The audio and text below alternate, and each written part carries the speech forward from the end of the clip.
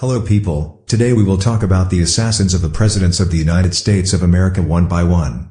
Who they are, what they do, for what reason they assassinated, and what is their fate after the assassination.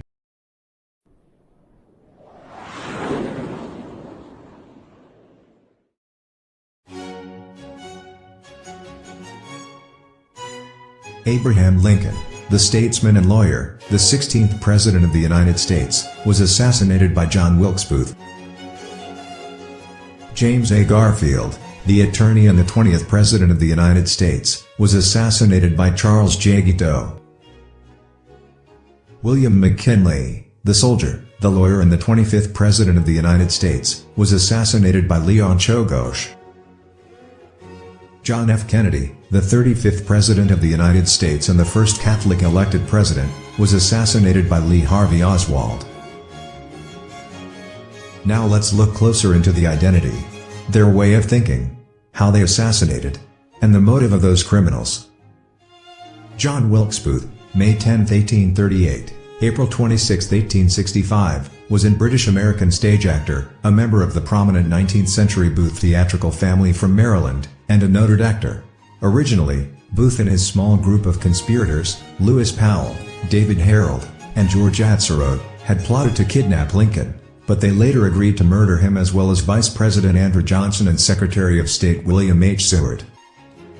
Booth shot President Lincoln once in the back of the head behind his left ear, using a pocket pistol, a .44 caliber Derringer pistol.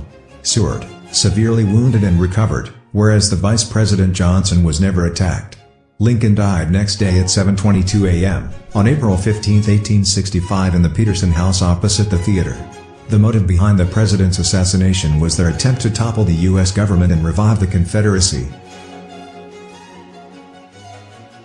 Booth tried to escape with his accomplices, but he was still chased by the federal authorities, and he was arrested and killed only 12 days after the crime, where he was trapped by Federal Army men in a tobacco field, which broke out in a fire caused by the Army, and here Booth tried to get out and escape, so he was shot in the neck by Boston Corbett, and he died on April 26, 1865.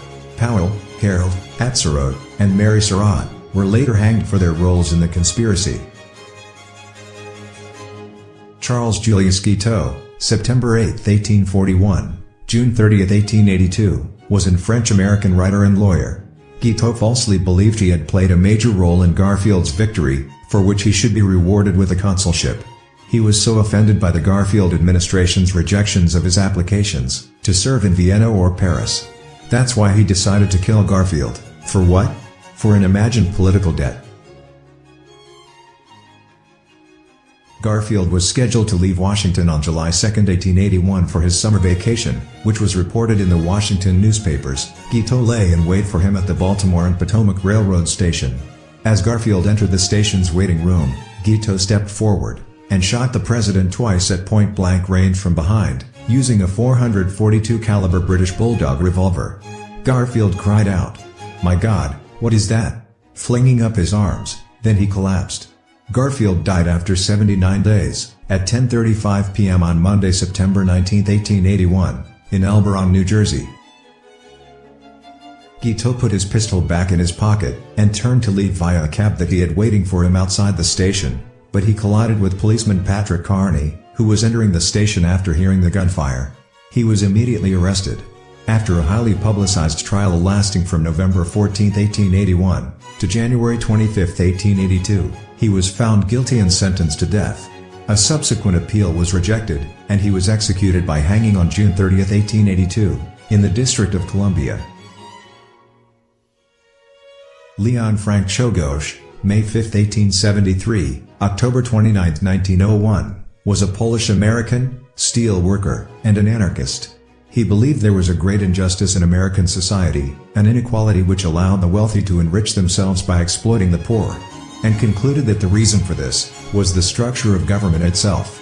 He regarded McKinley as a symbol of oppression, and was convinced that it was his duty as an anarchist to kill him. McKinley enjoyed meeting the public, and was reluctant to accept the security available to his office. On September 6, 1901, the Temple of Music was chosen to be the site to host a public reception for the president. In this case, Czolgosz was able to get near the president, and shooting him twice in the abdomen, using a .32 caliber Ver Johnson revolver covered by a handkerchief, when McKinley reached to shake his hand. The president died in Milburn House, at 2:15 a.m. on Saturday, September 14, as a result of initial injury and subsequent infection.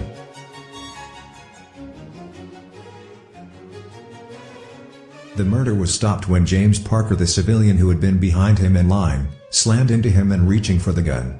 A split second after Parker struck Czolgosz, so did Buffalo Detective John Geary and one of the artillerymen Francis O'Brien. Czolgosz disappeared beneath a pile of men, some of whom were punching, or hitting him with rifle butts. After that, Czolgosz was taken to Buffalo's 13th Precinct house at 346 Austin Street, and held in a cell there until he was moved to police headquarters. On September 16, 1901, Leon was brought to the Erie County Jail ahead of being arraigned before County Judge Emery. After the arraignment, Czolgosz was transferred to Auburn State Prison. A grand jury indicted Leon on September 16 with one count of first-degree murder, was sentenced to death by the electric chair. Leon was electrocuted by 3 jolts, each of 1,800 volts, in Auburn Prison on October 29, 1901. He was pronounced dead at 7:14 a.m. Lee Harvey Oswald, October 18, 1939, November 24, 1963, was a British-American Marxist and a former U.S. Marine. In the days before Kennedy's arrival, several local newspapers published the route of the presidential motorcade, which passed the Texas School Book Depository. Oswald worked as a shipping clerk at Texas School Book Depository, and to get prepared for the assassination, he entered to the building easily, hiding the rifle in the package of curtain rods. As Kennedy's motorcade passed through Dealey Plaza in Dallas, at about 12:30 p.m. on November 22, 1963, Oswald fired 3 rifle shots from the 6th floor window of the book depository, killing the president and seriously wounding Texas Governor John Connally. One shot apparently missed the presidential limousine entirely, another struck both Kennedy and Connally, and a third bullet struck Kennedy in the head to killing him. Oswald used a Carcano Model 9138 infantry rifle. Witness Howard Brennan notified police that he heard a shot come from above, and looked up to see a man with a rifle fire another shot from the southeast corner window on the 6th floor. The Dallas police officers headed immediately to the building to surround the shooter. Oswald hid and covered the rifle with boxes after the shooting, and descended through the rear stairwell.